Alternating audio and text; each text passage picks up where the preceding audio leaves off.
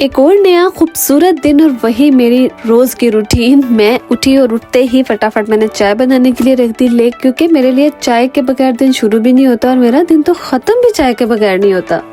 इतना सुकून सा मिल जाता है ना। कभी कभी सोचती हूँ ये बहुत बुरी एडिक्शन है, इसको कम कर लेना चाहिए, लेकिन होती नहीं है, क्या करें।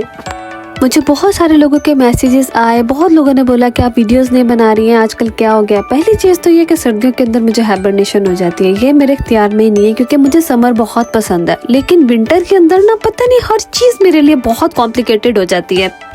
एनीवेज, उन चीज़ों को भी अगर इग्नोर कर दिया जाए तो फिर आजकल थोड़ी सी मसरूफियत चल रही है, कुछ काम वगैरह हैं वो पूरे करने हैं। और फिर मैंने आने वाले वक्त में यानी समर में मैंने पाकिस्तान जाना है, तो मुझे अभी से इतनी ज़्यादा एक्साइटमेंट है, इतनी खुशी है ना। मैं हर वक्त इतनी नॉस्टैल्जिक हो जाती हूँ ना, वही चीज़ें सोचती रहती हूँ जो गुजरा हुआ वक्त है, उसको याद करती हूँ। मैं इतनी ज़्यादा बिजी रहती हूँ कि मेरा टाइम ही नहीं मिलता मुझे कुछ भी करने को।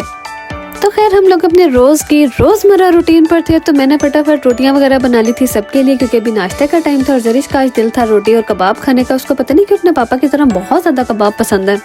और मैं जब जरीश के लिए पराठा बना रही थी तो ये जनाब साहब गई है फ्रीज़र के अंदर से, इसने कबाब शबाब निकाले और लाकर मुझे दे दिए कि ये रहे मम्मा कबाब, ये मुझे बना कर देते हैं। और फिर इसकी एक और फरमाइश भी है कि वो जो बड़ी शेप है ना उसको छोटा करें। मैं छोटी हूँ तो मुझे छोटे साइज़ के कबाब बना कर दें। और ये चेक कर रहे हैं मेरी चाय जो मैंने सुबह बनाई थी ना, वो ने सोचा ठंडी होने से पहले इसको पी लूं। तो मैं एक तरफ रोटियां बना रही हूँ और दूसरी तरफ मैं चाय बना रही हूँ। और जब ये सब कुछ हो जाएगा फिर मैं सोचूंगी आए हाय सोफे पे बैठ के मजे से तो चाय पीनी, फिर एक और कब बनेगा। नाश्ता वगैरह मैंने बना लिया और उसके बाद अब बारी आ चुकी थी जरीश को खाना खिलाने की। और अब मैं उसको खाना खिला रही थी और साथ में अल्लाह का शुक्र अदा कर रही थी कि शुक्र अल्लाह पाक का, औलाद कितनी बड़ी नेमत है ना, अल्हम्दुलिल्लाह रब्बिल आलमीन। इतना सुकून मिलता है ना जब बच्चे आपका खाना खा लेते हैं। पता नहीं, पहले सोचा करते थे कि माँ बाप पता नहीं क्यों ज़बरदस्ती में खाना खिलाते हैं। अब समझ आती है कि जब औलाद कुछ खाती है तो वो कितना सुकून होता है।